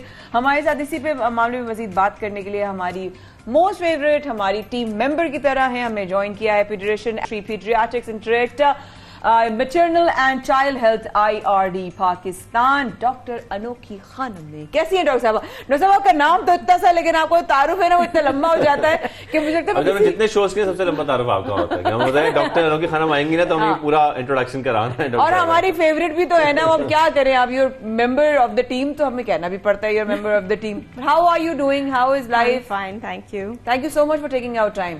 डॉक्टर साहब बेबीज, बिल्कुल, हमारा आज यही टॉपिक है, ये बच्चों में डायरिया की प्रॉब्लम आजकल बहुत ज्यादा नजर आ रही है, ये क्या वजह है? तो जैसे आपने बोला था वायरस, ज्यादा तौर पर आई एम रियली ग्लैड कि उन्होंने बोला है कि वायरल और वायरस के लिए मैं पहली बोलूंगी कि एंटीबायोटिक्स की जरूरत नहीं होती जब वायरल होती है ना। ये जो गैस्ट्रोएंटेराइटिस होती है, डायरिया होती है, ये आमतौर ओरल फीकल रूट से ट्रांसमिशन होती है। इसका मतलब है अगर कोई बीमार है, बाथरूम जाता है, सही से नहीं साफ करते हाथ, और किसी और को के खाना या पानी को छूता है ना, दैट्स हाउ इट्स इसी तरीके से ट्रांसमिशन हो जाती है। ठीक है, आमतौर पर वायरल होती है, इसका मतलब है इसकी कोई ट्रीटमेंट नहीं है। ये अपने वक्त पर ही ठीक होगा, अपने वक्त पर ही ठीक होती है। ये एक हफ्ते तक चल सकती है, डायरिया एक हफ्ते तक चल सकती है। ठीक है, viral diarrhoea can be very profuse, बहुत सारा पानी निकल आ सकता है, मगर एक हफ्ते तक चल सकती है। मैं जो बोलती हूँ की कंपोनेंट पेरेंट्स के लिए रिहाइड्रेशन, ORS पता नहीं 50 इलेक्ट्रोलाइट्स नॉट इलेक्ट्रोलाइट्स, ORS बस ORS। क्योंकि लोग ये पावर ड्रिंक्स देते हैं, ये जो डिफरेंट ब्रांड्स की होती है ना, प्लीज नहीं देना, ये बच्चों के लिए नहीं है, ये डायरिया को ज्यादा खराब कर सकती है। ORS या ORS की जो भी ब्रांड है वो ही देना है, रिहाइड्रेट करना है, रिहाइड्रेट करना है, ये रिहाइड्रेट करना है। ये 50 साल से ज्यादा हम पाकिस्तान में कह रहे हैं, टीवी अगर आप हमारे वालिदैन हमें ये बताते रहे बस ORS पीना है जब आपको ये प्रॉब्लम हो, से ORS, क्योंकि उसमें सही वाली बैलेंस होती है पेट के लिए इलेक्ट्रोलाइट और ग्लूकोज की सही बैलेंस होती है पेट के लिए। सिर्फ पानी देने से नमक और शुगर नहीं होती है, तो ORS पिलाने की बहुत जरूरी होती है, ये की कंपोनेंट होती है। अगर आप अपने बच्चे को हाइड्रेट रख सकते हैं तो बीमारी खुद ब खुद साफ हो जाती है। ये याद रखने में बच्चों के बारे में बात कर रही हूँ, ठीक है। बच्चों में कोई दवाई नहीं होती, मोशन बंद करने के लिए कोई दवाई नहीं होती, और अगर आप कुछ देते हैं मोशन बंद करने के लिए जो बड़े को देते, ये पेट को भी बंद कर सकता है, बहुत सीरियस बीमार हो सकते हैं बच्चे को। अल्लाह, तो यानी कि मोशन से एकदम से वो कॉन्स्टिपेशन का भी कॉन्स्टिपेशन नहीं, वो इंटेस्टाइन्स काम करना बंद कर सकते हैं। क्या बात कर रही हैं? ये रेयर इंसिडेंट्स होती है मगर हो सकती है, इसलिए हम बोलते हैं बच्चे में कोई मोशन बंद करने की कोई दवाई नहीं है। लेकिन डॉक्टर साहब ये पता कैसे लगे, पेरेंट्स ये परेशान होते हैं कि ये डायरिया है या नहीं है, ये कुछ और तो नहीं है, ये कैसे पता लगेगा कि ये वायरल इन्फेक्शन और डायरिया ही है? और भी सवाल, वाटरी स्टूल्स नंबर 1, आपको रेड फ्लैग्स के बारे में समझ में सोचना चाहिए। दो science, 1 is blood in stool, अगर मोशन में खून है तो ये वार्निंग साइन है, आपको डॉक्टर के पास जाना है, ठीक है। वो फिर भी वायरल हो सकती है या कुछ और हो सकती है या बैक्टीरियल हो सकती है, ठीक है। दूसरी चीज है म्यूकस इन स्टूल, ये जो बलगम जैसी होती है, अगर स्टूल बलगम जैसी बन जाती है वो दूसरी रेड फ्लैग है, आपको दिखाना है, देखना है कि अगर कुछ और हो रहा है। और तीसरी डिहाइड्रेशन, अगर बच्चा डिहाइड्रेट हो रहा है आपको बच्चे को फौरन अस्पताल ले जाना है। अच्छा डॉक्टर साहब, इसी सारी सिचुएशन से रिलेटेड दूसरा सवाल है कि किस तरह के इस वक्त, क्योंकि डायरिया एकदम से बच्चों में नजर आ रहा है, क्योंकि ज़ाहिर सीजन चेंज हुआ है, वेदर चेंज हुआ है, क्या वजूहत वही है, आप क्या समझती हैं? ये हमें पता होना चाहिए कि कौन से बच्चे इस वक्त इस वायरल का शिकार हो रहे हैं ज्यादा, एज ग्रुप। तो ज्यादातर बीमारी जो होती हैं वो 4 साल की कम उम्र के बच्चे में होते हैं, ठीक है। वायरल ये सारी चीजें 4 साल की कम उम्र के बच्चे में होते हैं, ठीक है। बड़े में भी होते हैं मगर ज्यादातर हम छोटे बच्चे में। ठीक हो गया, ठीक है, ठीक हो गया। इसके अलावा आपने कहा कि साइंस का, अगर कोई बच्चा डॉक्टर डायरिया का शिकार हो जाए तो घर में आपने कहा साइंस है इनके, ये तुम्हारे रेड फ्लैग्स हैं, फौरन आपने कहा पानी नहीं, ORS होना चाहिए। इसके अलावा और बच्चा पानी पी के ORS पी के भी थक जाता है तो क्या उसको देना चाहिए? नॉर्मल खाना जो नॉर्मल खिलाते, खाना बंद करना। वो तो कहते हैं रोटी बंद कर दो, ये बंद कर दो, पुलाव बंद कर दो, कुछ बंद कर दो, बच्चा बंद कर दो। अगर बच्चा का एपेटाइट है, बच्चा को खाने का जी चाह रहा है तो नॉर्मल खाना खिला देना। जब आप नॉर्मल खाना खिलाएंगे ना, इंटेस्टाइन इरिटेट हो तो वो जल्दी से जल्दी बाहर निकल आएगा, वो तो नॉर्मल है, इसलिए लोग बंद करते हैं क्योंकि सोचते हैं अगर हम खाना बंद कर देंगे ना तो मोशन बंद हो जाएगा। बिल्कुल ऐसे नहीं, अगर आप खाना खिलाएंगे तो हाँ मोशन से खाना के बाद फौरन आएगा, मगर खाना के साथ एनर्जी आएगा, न्यूट्रिएंट्स आएगा। बच्चा कैसे ठीक हो जाएगा अगर न्यूट्रिएंट्स नहीं दे रहे? डॉक्टर साहब साथ इस पे भी जरा रहनुमाई फरमाइएगा, क्योंकि एक चीज बच्चे की तबीयत खराब है, आपने कहा कि 4-5 साल से छोटे, हाँ, तो वो उनको ना कंफर्ट जोन बड़ा जरूरी होता है। अगर माँ बाप के ही हाथ पांव फूल जाएंगे और वो पैनिक हो जाएंगे, वो बच्चे को कैसे ठीक करेंगे? So how important it is to parents कि वो काम डाउन रहे हैं। और वो वेरी इंपॉर्टेंट इस उम्र के बच्चे में बहुत कॉमन होती है बीमार होने में, ठीक है। चंद बच्चे हर महीने बीमार होते हैं, हर महीने बीमार होते हैं, नजला, खांसी, जुकाम या डायरिया, ऐसी कुछ होती रहती है। आपको बस काम डाउन होने चाहिए। मैं जो अपनी पेरेंट्स को बताती हूँ, हम जो है ना एडल्ट्स, हमारे जिस्म में इम्यून सिस्टम होती है, जैसे सोच लेना स्टोरेज रूम्स, हमारी स्टोरेज रूम्स, मेमोरी सेल्स बहुत है।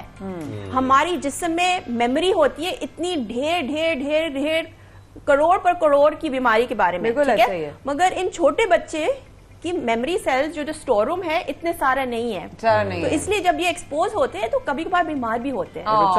डॉक्टर ज्यादातर ये कहते हैं, खासतौर में वालिदैन को, कि भाई बच्चे को आप फला चीज करें, जैसे कि आप भी कह रही हैं, ये भी खिलाएं, नॉर्मल डाइट दें, ORS भी दें, ये कहा तो जाता है, लेकिन प्रॉब्लम ये आती है कि बच्चे खा नहीं रहे होते, उनको जबरदस्ती या तो खिलाना पड़ता है या वो उसको खा ही नहीं रहे होते बिल्कुल ही, और उसको मना कर देते हैं या वो रो रहे होते हैं बहुत बुरी तरह। बहुत ट्राई करते हैं, मैं अक्सर कहती हूँ मुझे नहीं खाना। दो, जबरदस्ती मत खिलाना, नहीं खिलाना, जबरदस्ती मत खिलाना। अगर बच्चा आपके साथ लड़ रहा है तो मतलब वो इतना बुरा हालत नहीं है, ठीक है?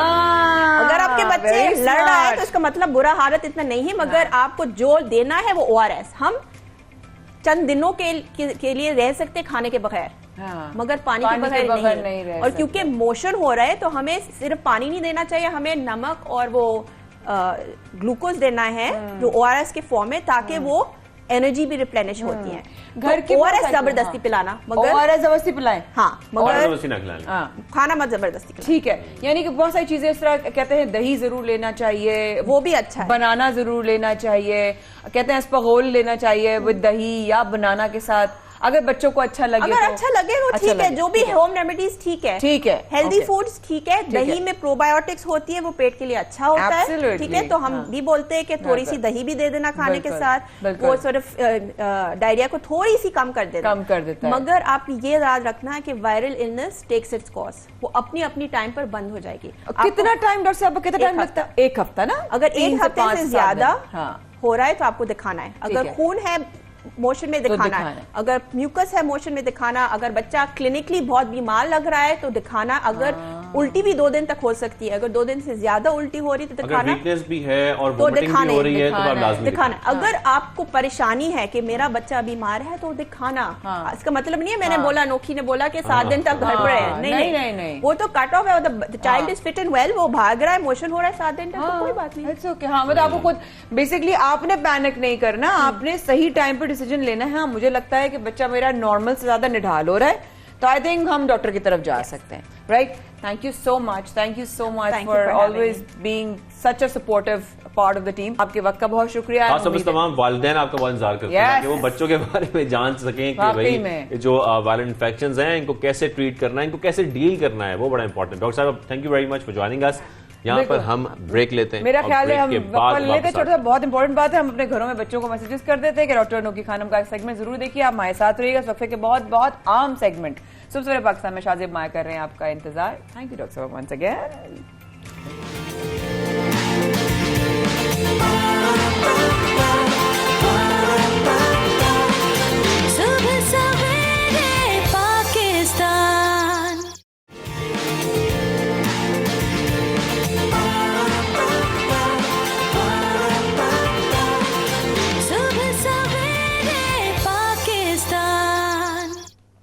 Welcome back. आप देख रहे हैं सबसे सवेरे पाकिस्तान, माया खान और शाहजेब अहमद के साथ। और अब हम कुछ रुक करते हैं बलोचिस्तान की साहिली पट्टी का, जो कि साहिली पट्टी मुझे बहुत पसंद है क्योंकि वहाँ की जो बीच है, वहाँ की जो साहिली पट्टी है वो बहुत ही खूबसूरत है। क्या बात है जी।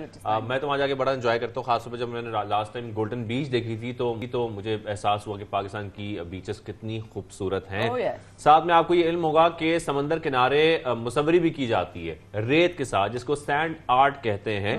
और ये मुसवरी करने को थोड़ी हम 3D बीच सैंड आर्ट भी कहा जाता है। ये आर्ट न्यूजीलैंड और यूरोप समेत दुनिया के मुख्तलिफ ममालिक में मौजूद है। पाकिस्तान में हम बहुत कम देखते हैं ऐसे आर्टिस्ट, लेकिन आज हम आपकी मुलाकात करवा रहे हैं एक ऐसे ही आर्टिस्ट से जो कि साहिली पट्टी पर सैंड के साथ यानी कि रेत के साथ देखें किस किस्म के मुजस्मे बना देते हैं। Wow, I have seen great artist, लेकिन बाकी में कुछ ऐसे आर्टिस्ट होते हैं जो आपको हैरान कर देते हैं और फिर उनका ताल्लुक अगर पाकिस्तान से हो तो लगता है कि वाकई में हम लोग कितने खुशनसीब हैं, हमारे मुल्क में कितना टैलेंट है।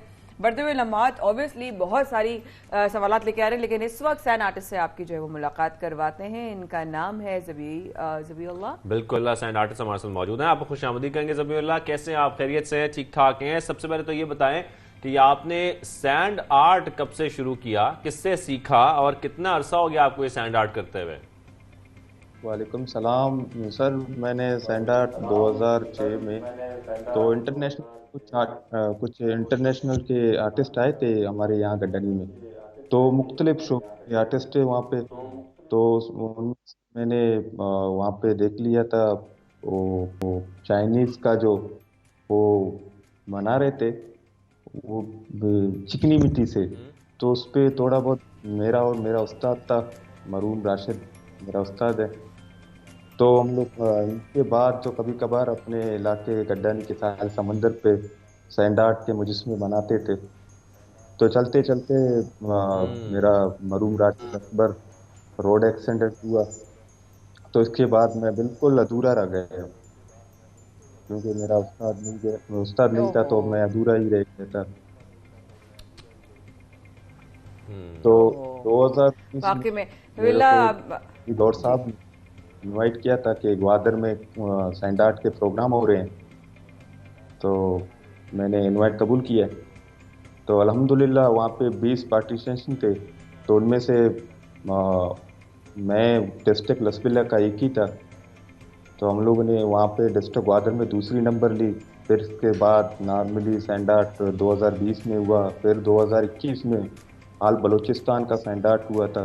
तो उसमें से अल्हम्दुलिल्लाह मैंने अपना मेरे टीम में मरूम राशिद आर्टिस्ट गड्डानी ने पूरे हाल बलूचिस्तान में पहली नंबर हासिल की। वाओ, बहुत ज़बरदस्त बात है विला साहब। आप बता भी रहे हैं अपनी कहानी भी, लेकिन समंदर किनारे तेज़ हवा में इस तरह का काम करना, रेत पर जो है मुसव्वरी करना बहुत मुश्किल होता है। बताएंगे कितना मुश्किल होता है?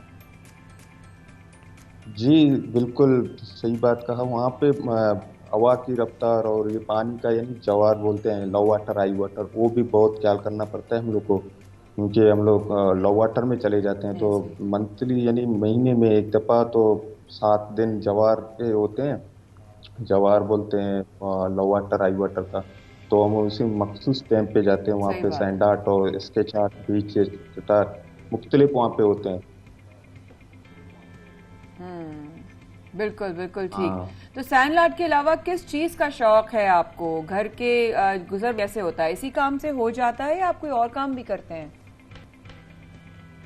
नहीं, उसमें तो गुजर बसर नहीं होता है, तो क्योंकि हम लोग को कोई सपोर्ट वगैरह नहीं है। हम कभी कभार यहाँ पे जो दोस्त वगैरह बोलते हैं या हम लोग को कोई बड़े आदमी बोलते हैं कि हम लोग का स्केच आर्ट बनाना है, तो हम लोग उसमें थोड़ा बहुत गुजारा कर लेते हैं।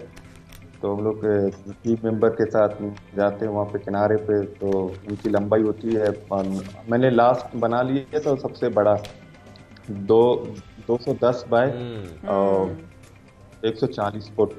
तो सबसे बड़ा मेरा स्केच आर्ट था वो।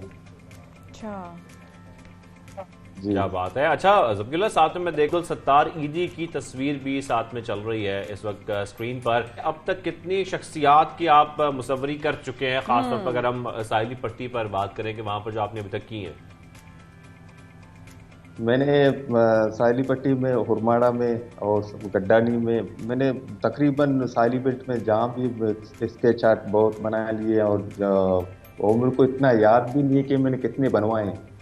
और मेन शख्सियत के होते हैं तो यानी जो मशहूर फुटबॉलर होते हैं या मशहूर सिंगर आतिफ असलम का था।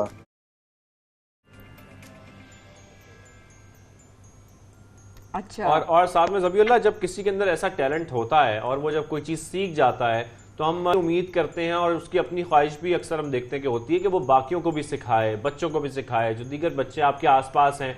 क्या आप उनको कोई ट्रेनिंग भी दे रहे हैं आजकल, कुछ सिखा भी रहे हैं सैंड आर्ट के हवाले से?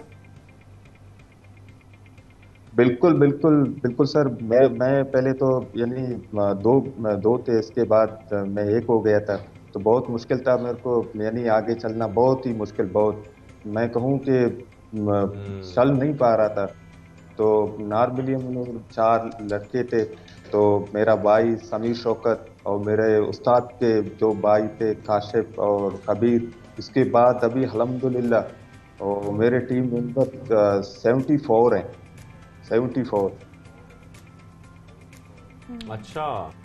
अच्छा जी जी। अच्छा ज़बीउल्लाह, ये जो आर्ट है ये न्यूजीलैंड में, यूरोप में, पूरी दुनिया में मुख्तलिफ ममालिक में मौजूद है। इसके आर्टिस्ट बड़ा काम भी करते हैं, फिर साथ में वो भी ऑब्वियसली उनको पूरी दुनिया में उनकी तारीफ भी होती है, फिर वो अच्छा कमा भी लेते हैं, उससे मुकाबले भी होते हैं। आपने कभी प्लान किया है, आपने कभी मुकाबले में हिस्सा लिया है या आपको किसी ने जिक्र किया है जाने के लिए, कोई रास्ता निकाला है ताकि आप आगे बढ़ सकें और हिस्सा बन सकें ऐसे मुकाबलों का? मैंने कोशिश अपने तरफ से बहुत की है, मगर वो कोई यहाँ पे सपोर्ट वगैरह ना हुकूमती सत्ता से कोई हम लोग को सपोर्ट मिला है, ना कोई बड़े लोगों की तरफ से। फिलहाल कुछ भी नहीं है। अपने तहत यहाँ तक हम लोग आ गए, ये अल्लाह का लाख लाख शुक्र है, मैं शुक्रगुजार हूँ। मेरे कुछ सीनियर थे, उन लोगों ने भी मेरे को यहाँ तक पहुँचाया, क्योंकि मेरा यहाँ आना बहुत ही मुश्किल है। क्या पैगाम देना चाहते हैं उन तमाम लोगों को, उन तमाम आर्टिस्ट को जो कि टैलेंट रखते हैं पाकिस्तान में? इवन आपके बलूचिस्तान में बहुत सारे ऐसे नौजवान होंगे जिनके अंदर बहुत मुख्तलिफ किस्म के, मुख्तलिफ इकसाम के टैलेंट होंगे। आप उनको क्या पैगाम देना चाहते हैं? अगर आपको सपोर्ट नहीं भी मिल रही तो वो अपना सफ़र जारी रखें, अपना टैलेंट दिखाते रहें, कहीं ना कहीं इंशाअल्लाह उनको कोई ना कोई चांस बन जाएगा, कुछ मिल जाएगा। जी सर, असल में हम लोग के बलूचिस्तान में टैलेंट की तो कोई कमी नहीं, जहाँ भी देखो टैलेंट ही टैलेंट है। मैं इतना कहूँगा कि जो बलूचिस्तान में जो टैलेंट है या पूरी पाकिस्तान में, उसमें कोई कमी नहीं है। हम लोग के इलाके में यहाँ सैंड आर्ट, स्केच आर्ट, फिलहाल बलूचिस्तान के जो यहाँ से स्टार्ट हुआ है सैंड आर्ट, या अगर देखा जाए कि पाकिस्तान में और दूसरे इलाकों में इस तरह के सैंड आर्ट वगैरह स्केच आर्ट नहीं बनाते हैं, तो हम लोग के साहिल बलूचिस्तान में ऐसे बहुत सारे काम करते हैं नौजवान, और सिखाते भी हैं हम लोग अपनी तरफ से अल्हम्दुलिल्लाह, क्योंकि पहले इस चीज़ में बहुत अच्छा लगा आपसे मिलकर। बिल्कुल ज़मीन, तमाम दुआएं आपके साथ हैं और उम्मीद करते हैं कि आप ऐसे ही आगे बढ़ते रहें और ये सैंड आर्ट को प्रमोट भी करें, खासतौर पर पाकिस्तान में। वो तमाम नौजवान जो ये करना चाहते हैं उनके लिए आप एक इंस्पिरेशन भी यकीनी तौर पर हैं और वो आपसे सीख भी सकते हैं। ये बहुत अच्छी बात है कि आप वहां पर इर्द गिर्द के बच्चों को, नौजवानों को सिखा भी रहे हैं। थैंक यू वेरी मच ज़बीउल्लाह, आपने हमें सबसे पहले पाकिस्तान में ज्वाइन किया और सैंड आर्ट के हवाले से बलूचिस्तान से जो हमने टैलेंट से आपकी मुलाकात करवाई है, वो हमने भी देखा कि कितना खूबसूरत वहां पर काम हो रहा है हमारा। मुझे लगता है बहुत पसंद आया, बहुत पसंद आया। और अब जब अगला सेगमेंट की बात करूंगी, मैं इतनी ज्यादा इंट्रीग्ड हूं बताने के लिए, क्योंकि मैं बहुत बड़ी खुद फैन हूं सुपर हीरोज की और साई-फाई फिल्म्स की। मैं एक बहुत ही पुरानी फैन भी हूं और बहुत ही डाई हार्ड फैन हूं। कोई भी अगर मैं सुपर हीरो देखते हैं, स्पाइडर मैन, तो बाहर निकलने के बाद हम सब कर रहे होते हैं। अगर कोई बैटमैन होता है तो हम यूं कर रहे होते हैं। हाँ, ऐसे होता है शौक। बैटमैन ऐसे कौन सा करता है? अरे मुझे ये बताएं। अच्छा, मैं तो फिर भी ओपनली बता रही हूँ ना, कन्फेस कर रही हूँ। ये इंसान सिर्फ देख रहा होता है, कन्फेस कर लूंगा, लेकिन ये बैटमैन मैंने देखना है कि कौन सा वाला बैटमैन था। लेकिन पता है क्या, उसके ऊपर सीरीज भी एक सिटकॉम है, बिग बैंग थ्योरी। इसके फैंस के हवाले से सारी सीरीज देखती रही हूँ और बहुत बड़ी फैन भी हूँ। लेकिन इस तरह की तमाम, इस तरह पूरी दुनिया में जो है वो इस तरह की साइकॉन, जो इस तरह के जो वो होते हैं, इवेंट्स होते हैं, एग्जीबिशंस होती हैं, वो साल में एक दफा पूरी दुनिया में होती है और वहां पर इस तरह के कलेक्टिबल्स मिलते हैं जिनकी कीमतें हजारों लाखों डॉलर्स तक जारी होती हैं, जिसमें उनके सूट्स होते हैं, उसमें उनके आर्मर्स होते हैं, उसमें उनके यूटेंसिल्स होते हैं, वो तमाम चीजें जो उनके वेपन्स होते हैं, उनकी एग्जीबिशन होती है और वो लोग खरीदते हैं। वो खरीदने वाले बताएं कि खरीदते तो हैं, लेकिन आपने कभी कोई ऐसा घर देखा है कि उसमें, जैसे कि आप फैन हैं, मैं फैन हूं, कोई फैन ऐसा हो कि वो एक पूरी कलेक्शन अपने कमरे के अंदर करे और इस रूम के अंदर सारे सुपर हीरोज ही मौजूद हों और सुपरमैन भी हो, बैटमैन भी हो, स्पाइडरमैन भी हो, सब सुपर हीरोज आपको कमरे में मेरे बगैर गए थे? क्योंकि आप गए नहीं भाई, हमें पता ही नहीं था आप जा रहे हैं। किया था सबको, हमें पता ही नहीं था, हमें नहीं इनवाइट किया था। लेकिन अभी मैं आप लोगों के साथ जाके देखूंगी और हमारी इन्होंने मुलाकात की शाजिब साहब ने, औरंगजेब मरी, जिनके पास बेहतरीन कलेक्शन है, इस तरह की कलेक्टिबल्स हैं, ये आम जगहों पे नहीं मिलते, ये सिर्फ शौक वाले इंसान के पास मिलेंगे। तो आइए आपको दिखाते हैं। सबसे पहले अगर मैं अपनी बात करूं तो मुझे बचपन से करेंसी नोट्स इकट्ठा करने का बहुत शौक था, करेंसी नोट्स की कलेक्शन का बहुत शौक था। कुछ लोगों को बाइक्स की कलेक्शन का शौक होता है, गाड़ियों की कलेक्शन का शौक होता है, मुख्तलिफ शौक लोग रखते हैं। लेकिन जब हम जिंदगी में आगे बढ़ते हैं, अपनी प्रोफेशनल लाइफ में आते हैं, तो अपने तमाम शौक एक डस्टबिन में डालकर कहीं दूर फेंकाते हैं। लेकिन आज हम आपकी एक ऐसे शख्स से मुलाकात करवा रहे हैं जो अभी भी कॉमिक्स, यानी कि कॉमिक्स की कलेक्शन रखने का शौक रखते हैं और ये सारी कलेक्शन आप उनकी देख सकते हैं, चाहे बैटमैन हो, सुपरमैन हो या स्पाइडरमैन हो। इसके अलावा भी और बहुत सारे कैरेक्टर्स हैं जो यहाँ पर इस कमरे के अंदर मौजूद हैं। इस कमरे को इस तरीके से सजाना आसान नहीं है, इसकी एक कॉस्ट भी है, इस शौक के लिए आपको मेहनत भी करनी पड़ती है, मुख्तलिफ ममालिक से कलेक्शन इकट्ठी करनी पड़ती है। तो आज हम आपको उस शख्स से मिलाने जा रहे हैं जो कि कोई बच्चा नहीं है, कोई टीनेजर नहीं है, वो आपकी और हमारी तरह एक प्रोफेशनल लाइफ है उनकी है, लेकिन हम आपकी मुलाकात करवाएंगे औरंगजेब मरी से। तो ये कलेक्शन देखने के बाद हमारे जहन में सबसे पहले तो ये आ रहा है कि ये कलेक्शन की किसने है। तो मैं आपकी मुलाकात करवाता हूँ। 38 साल औरंगजेब मरी साहब हमारे साथ मौजूद हैं। अस्सलाम वालेकुम, कैसे हैं आप? अल्हम्दुलिल्लाह, thank you for having me. Thank you so much आपने, क्योंकि हमें इनवाइट किया और हम ये देख सके कलेक्शन, ये नेकेड आई से देखने का अपना हाँ, वो काफ़ी लोगों जो पिक्चर्स वगैरह भेजता हूँ, वीडियोस देखते हैं, तो मैं कहता हूँ आके देखने का एक अलग एक्सपीरियंस है। काफ़ी ओवरवेलमिंग हो जाता है असल में आके देखने का। वो बिल्कुल ऐसे ही। बिल्कुल। अच्छा, सबसे पहले तो औरंगजेब भाई मैं आपसे ये जानना चाहता हूँ, इतनी बड़ी कलेक्शन, इस कलेक्शन में कितने स्टैचूज शामिल हैं? ये कलेक्शन शुरू आपने कब की और इसमें कौन कौन से कॉमिक कैरेक्टर्स अभी भी शामिल हैं आपकी सारी कलेक्शन में? कलेक्ट तो मैं बचपन से कर रहा हूँ एंड पहले खिलौने कलेक्ट करते थे, छोटे टॉयज़ कलेक्ट करते थे, फिर आहिस्ता आहिस्ता कलेक्शन बढ़ता गया थोड़े एक्सपेंसिव की तरफ से। Expensive figures and figurines, legends हो गए, हॉट टॉयज़ हो गए, इस तरफ।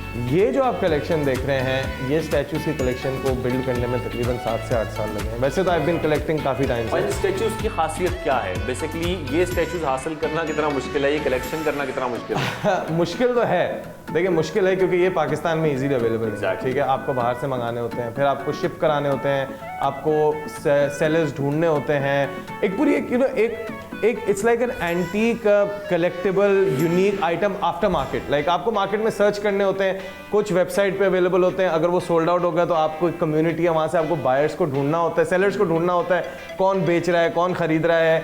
फिर it's like a Hunt of. Aurangzeb भाई आपकी फैमिली में ज्वाइन कर चुकी है और फैमिली से मैं बहुत सारे सवाल करना चाहता हूँ, आपके बारे में पूछना चाहता हूँ। सालू भाभी कैसी हैं आप? ठीक ठाक हैं, खैरियत से हैं? भाभी बहुत कम शौहर ऐसे होते हैं जो इस किस्म के शौक रखते हैं, तो हम तो बहुत सपोर्ट करते हैं, आप कितने सपोर्टिव हैं इस मामले में? बहुत ज़्यादा, बिल्कुल। आई एम ऑल सपोर्ट्स, जिस I mean you can see उनके पास घर में सबसे बड़ा रूम है, तो फुल सपोर्ट ही होगी तभी है। But I am all supportive. लेकिन शादी से पहले आपको पता था कि ये कलेक्शन करने जा रहे हैं या इनको शौक है? ये शौक तो पता था कि है, इस हद तक है ये नहीं पता था? नहीं, ये भी पता था कि काफ़ी हद तक है, मगर ये स्टैचूज़ का शौक शादी के बाद शुरू हुआ। तो उसके बाद आई फील कुछ इसमें बुरा शौक नहीं था, बहुत अच्छा था, इंटरेस्टिंग था। मुझे बिल्कुल शौक नहीं था। मैं अभी भी बहुत कंफ्यूज होती हूँ इनमें। अच्छा। बस कैरेक्टर्स पता है, बाकी ये कि बाकी ये डिवीजन। आपको कॉमिक्स का इतना शौक नहीं था? मैं कॉमिक्स बिल्कुल नहीं पढ़ती। मैंने मूवीज़ भी जो हैं सुपर हीरो की शादी के बाद ही देखना शुरू किया, इन लोगों ने शुरू किया। बाद में जिस दिन पहला स्टैचू घर आया था, तो उस दिन आपकी क्या फीलिंग्स थी और आपने क्या कहा था इनसे?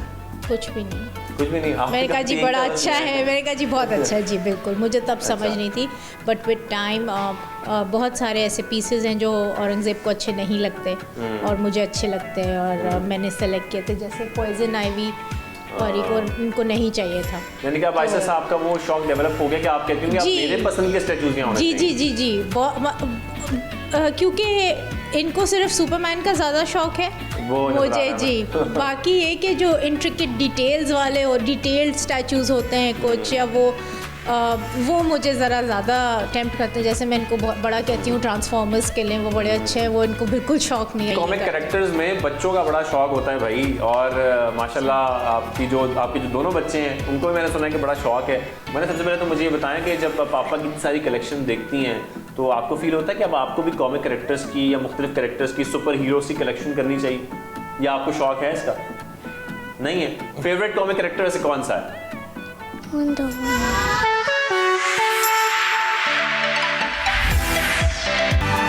हम लोग बहुत एक्टिव हैं, हमारे फेसबुक ग्रुप्स हैं और हम लोग बातें करते हैं आपस में, एंड हम लोग शेयर करते हैं। मेरा थोड़ा सा ये है कि जो मेरे कलेक्टिबल्स हैं ना, वो लोग इतना नहीं, उसके भी कलेक्टर्स हैं, काफ़ी कलेक्टर्स हैं। मैं जैसे हमेशा कहता हूँ, मैं अपने आप को सबसे बड़ा कलेक्टर नहीं मानता, क्योंकि हाँ मैं एक अच्छा कलेक्टर हूँ, बट बहुत बड़े बड़े कलेक्टर्स भी हैं यहाँ पे, ठीक है। बट ये एक मसला यहाँ पे है कि ये बहुत क्लोज निट कम्युनिटी है, ये उस तरह पब्लिक नहीं हुई है जिस तरह दूसरी कम्युनिटीज़ यहाँ पे। आखिर में आप क्या कहना चाहते हैं उन तमाम लोगों को जो कोई भी शौक रखते हैं और अपनी किसी भी एज में उस शौक को पूरा करना चाहते हैं, कंटिन्यू करना चाहते हैं?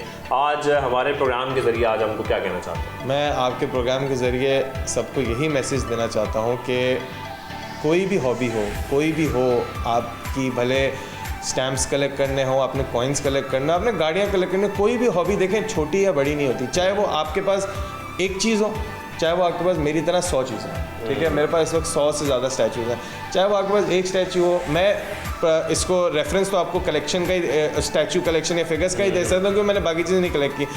मैं काफ़ी लोग मुझे कहते हैं कि यार तुम्हारा कलेक्शन इतना बड़ा, हमारा नहीं। मैं कहता हूँ देखो, चाहे वो एक फिगर हो, चाहे वो 100 फिगर हो, जब तक आपको खुश रख रहा है ना, you're happy, you're satisfied for your own self. Yeah, there's nothing like it.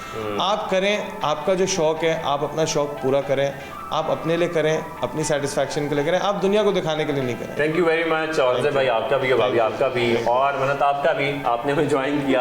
और आज खासतौर पे इस सेगमेंट के थ्रू यही पैगाम जाता है, जैसे कि औरंगज़ेब भाई कह रहे हैं कि आपका जो भी शौक है, जो भी हॉबी है, सोसाइटल प्रेशर ना लें, उस शौक को पूरा करें। ज़िंदगी छोटी सी है, ये शौक पूरा करने का ही नाम है मेरे ख्याल। बहुत जबरदस्त सैर कराई भाई शाहजेब और आपने औरंगजेब, तो जबरदस्त भाई। I am so proud of your collection. Definitely आके देखूंगी और शाहजेब को मेरा सलाम कहिएगा। घर में सबके लिए बहुत सारी दुआएं और तमाम लोगों पाकिस्तानियों के लिए बहुत सारी वेल विशेस, क्योंकि 4 बजे बहुत अहम इजलास होने वाला है स्टार्ट और हमारी नजरें होंगी न्यूज चैनल्स पर। रखिएगा अपना ख्याल, कल होंगे आपके साथ एक बार फिर शामिल बराह रास्त सुबह सवेरे पाकिस्तान में। शाहजेब और माया को दीजिए सिर्फ कल तक के लिए इजाजत। अल्लाह हाफिज।